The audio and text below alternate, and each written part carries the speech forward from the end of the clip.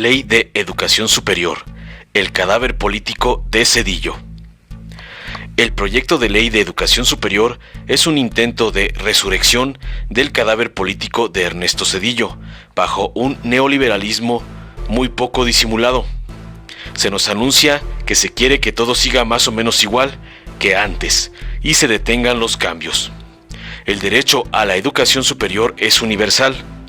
Se requiere, claro está, cubrir los ciclos educativos anteriores, los cuales también son derechos sociales. Sin embargo, el proyecto de ley enviado por el Senado a la Cámara de Diputados agrega otra cosa, como condición de acceso: que se cumpla con los requisitos que establezcan las instituciones de educación superior. Artículo 4. Aquí se cae todo.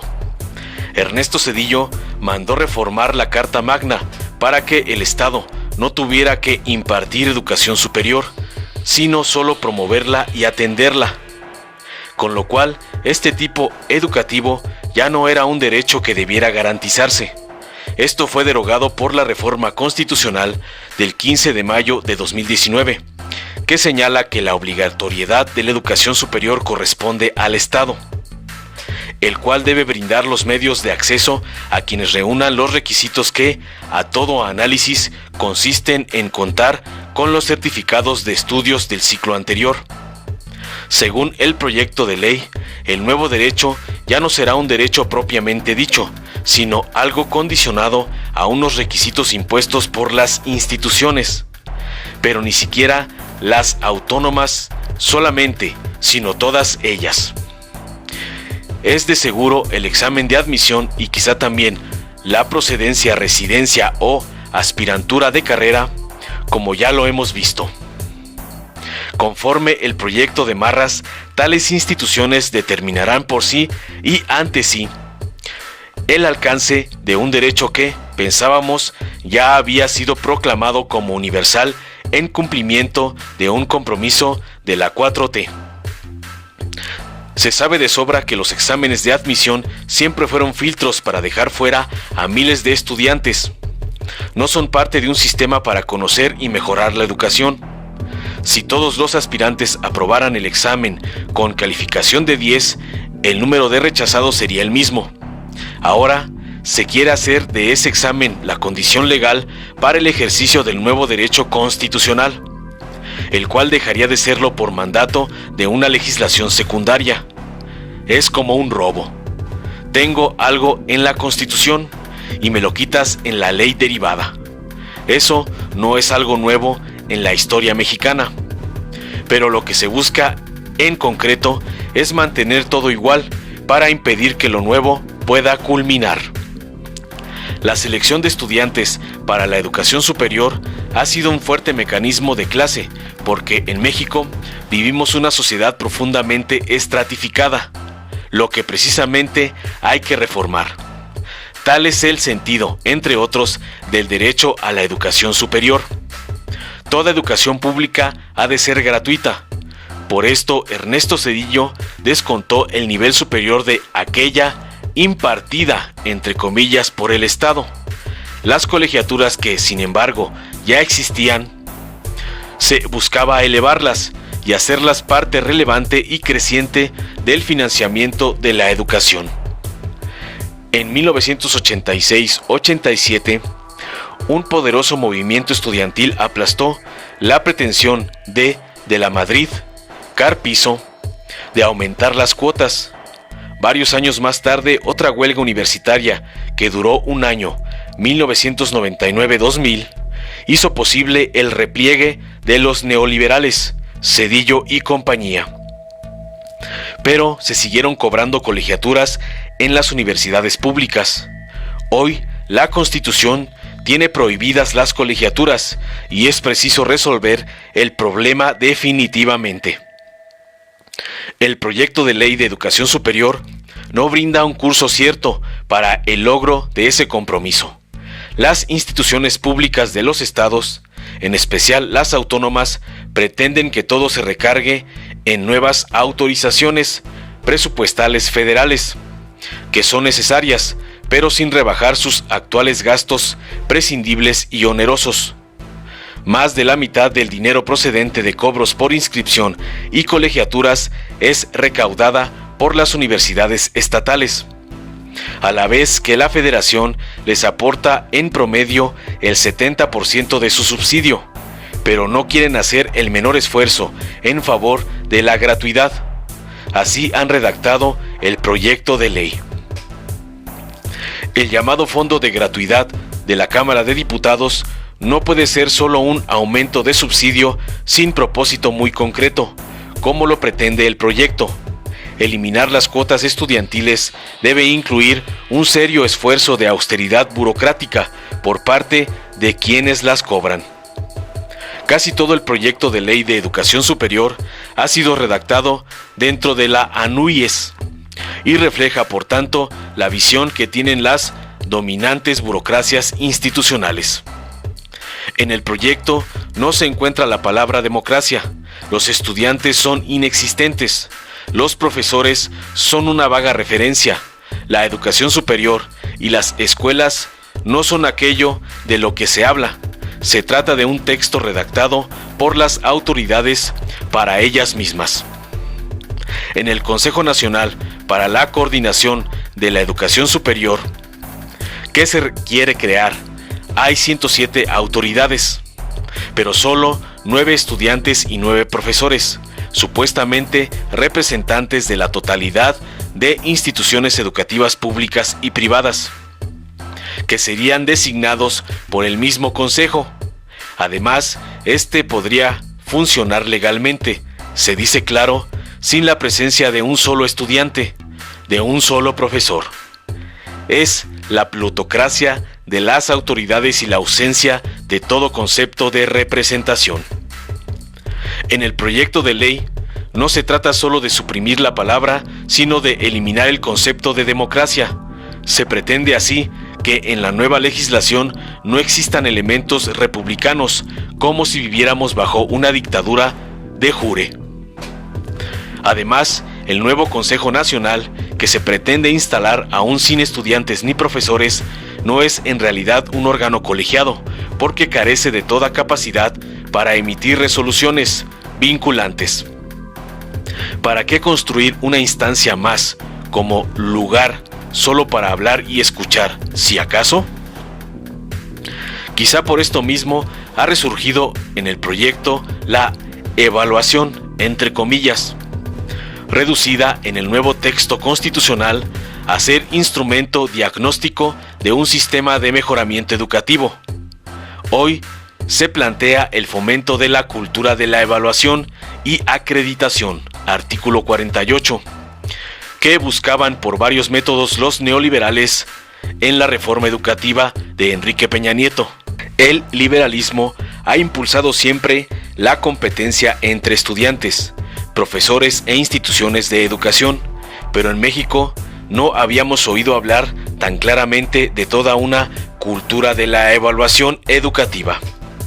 Como es característica de todo planteamiento de derecha, el proyecto de ley de educación superior no confiere derechos de participación de estudiantes y profesores para intervenir en la determinación de las condiciones de su propia labor. Nunca se dice qué abarca el ser estudiante y el ser profesor, qué funciones desempeñan unos y otros, qué deberes, qué derechos, nada. En el proyecto de ley, alumnos y maestros no existen más que a través de muy escasas referencias desafortunadas o confusas. En especial, los alumnos son elementos absolutamente pasivos y los maestros son simples subordinados. Se pretende expedir una ley de educación superior, pero sin proceso educativo, sin personas que se relacionan y actúan juntas, sino solo para regular relaciones formalistas entre las burocracias dominantes. Ya en el ámbito de lo absurdo, el proyecto busca impedir que los órganos legislativos admitan iniciativas o expidan reformas a la ley de cualquier universidad sin contar con una previa respuesta explícita de su máximo órgano de gobierno. Pero el Congreso de la Unión carece, por una parte, de facultades para regir los procedimientos internos de los poderes legislativos de las entidades federativas, y por la otra, para negar el derecho constitucional de los legisladores y del Ejecutivo a presentar iniciativas de ley. Esta inaudita pretensión tiene el propósito de mantener viejas y caducas estructuras de las universidades bajo la bandera de la defensa de la autonomía. Por desgracia, esa misma autonomía se confunde hoy día con algo por completo separado o de plano contrario a la democracia universitaria, sin la cual no puede cristalizarse aquella capacidad y responsabilidad de gobernarse a sí mismas, de la que habla la fracción séptima del artículo 3 de la Constitución en referencia a las universidades autónomas. El proyecto de ley de educación superior se ha presentado como una obra de amplio consenso y trabajo participativo, pero a su redacción no fueron convidados los críticos de la actual educación superior, cuya organicidad es obsoleta. Nomás estuvo presente la derecha. Es entendible que produjera un gran acuerdo. Los movimientos estudiantiles anteriores y posteriores a la gran lucha de 1968 por la democracia política en todo el país buscaban una educación democrática, popular y científica. Hubo mucha represión, es cierto, pero también se lograron resonantes victorias. Universidades y escuelas democratizadas en las que alumbró una nueva educación con base en la ciencia y el examen crítico de la realidad. Fueron periodos en los que en muchos lugares estudiantes y profesores decidían objeto, contenido y métodos de los procesos educativos con libertad y en pie de igualdad. Hoy vivimos la burocratización, el elitismo, los privilegios de autoridades y un profundo repliegue de la participación democrática de estudiantes y profesores. Una nueva legislación no sería suficiente para superar este deplorable estado, pero no es aceptable expedir una norma, dejando todo igual o peor, solo para cubrir un requerimiento. Pronto podríamos volver sobre el tema. Lo más importante en estos días es que no se apruebe una ley neoliberal en plena 4T, porque sería una concesión innecesaria e inicua. Que no se escarbe en tierra infértil para sacar el cadáver político de Ernesto Zedillo, de sus ideólogos y corifeos neoliberales. Informó Mr. Politicón, nos vemos el próximo video. En los momentos difíciles de esta pandemia hemos aprendido a priorizar lo importante, el bienestar de nuestros seres queridos. Por eso en Morena donaremos la mitad de nuestro presupuesto para la compra de vacunas contra el COVID-19. Mientras otros partidos gastan ese dinero en propaganda llena de mentiras, para nosotros por encima de todo está primero la salud de los y las mexicanas.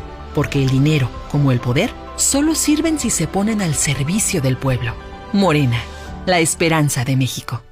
La Cuarta Transformación está poniendo fin a los excesos del pasado, cuando antes se había gobernado con verdadera austeridad, priorizando a quienes más lo necesitan. Cuando un presidente había renunciado a los pinos, al avión y al Estado Mayor Presidencial. Cuando se había declarado a la corrupción como el peor enemigo de México. En Morena no hay espacio para lujos y derroche. No puede haber gobierno rico con pueblo pobre. Morena, la esperanza de México. ¿Sabes quién está detrás del movimiento conservador Sí por México y la perversa alianza electoral Va por México? Nada menos que Claudio X González, empresario que financió en 2006 la campaña de guerra sucia contra Andrés Manuel, donde invirtieron miles de millones de pesos mintiendo que era un peligro para México, para después robarse la elección. En 2012, orquestaron una nueva guerra sucia y compraron la presidencia. Y en 2018, hicieron todo para impedir el cambio que México necesitaba. Él ha sido un gran beneficiario de contratos millonarios en los gobiernos corruptos neoliberales y desde hace años pretenden comprar la vida pública con el poder económico. Este 2021 nuevamente hará todo para detener la Cuarta Transformación. Él es el verdadero jefe de la tóxica alianza electoral del PRIAN, a quienes somete y manipula a su voluntad. Ellos son el movimiento que dice sí a la corrupción, sí a la impunidad, sí a la pobreza. En los gobiernos de Morena, nos ocupamos de quien más lo necesita, entregando los apoyos directo a la gente y combatiendo la corrupción. Extirpemos al PRIAN. Morena es la esperanza de México.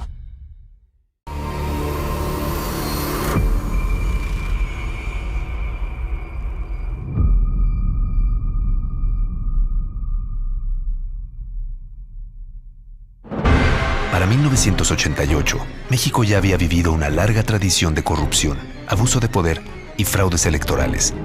Pero ese mismo año, el PRI y sus aliados mancharon para siempre la historia de la democracia en nuestro país. Este hecho dio comienzo al noviazgo entre el PRI y el PAN. A que hubieron irregularidades, por supuesto, se señalaron.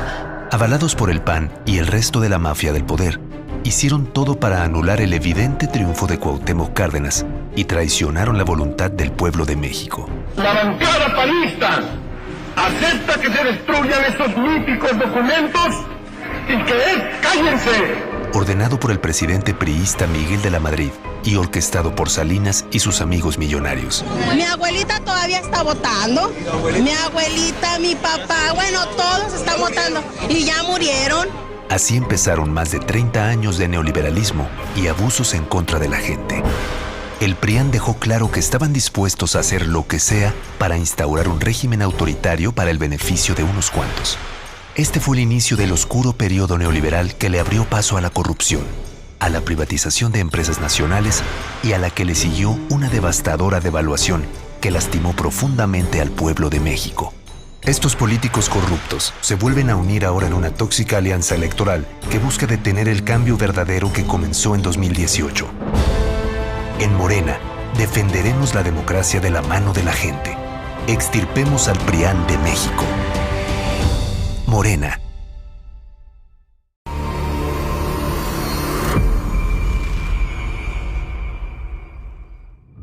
En los 90s, la mafia del poder ideó un plan siniestro para saquear lo que le pertenecía al pueblo. Y solo podían lograrlo si tenían el control del Congreso para modificar las leyes para que nada les impidiera hacer negocios a costa del pueblo. Fue así como priistas y panistas se unieron para aprobar las reformas con las que comenzó la etapa de privatización de los gobiernos neoliberales.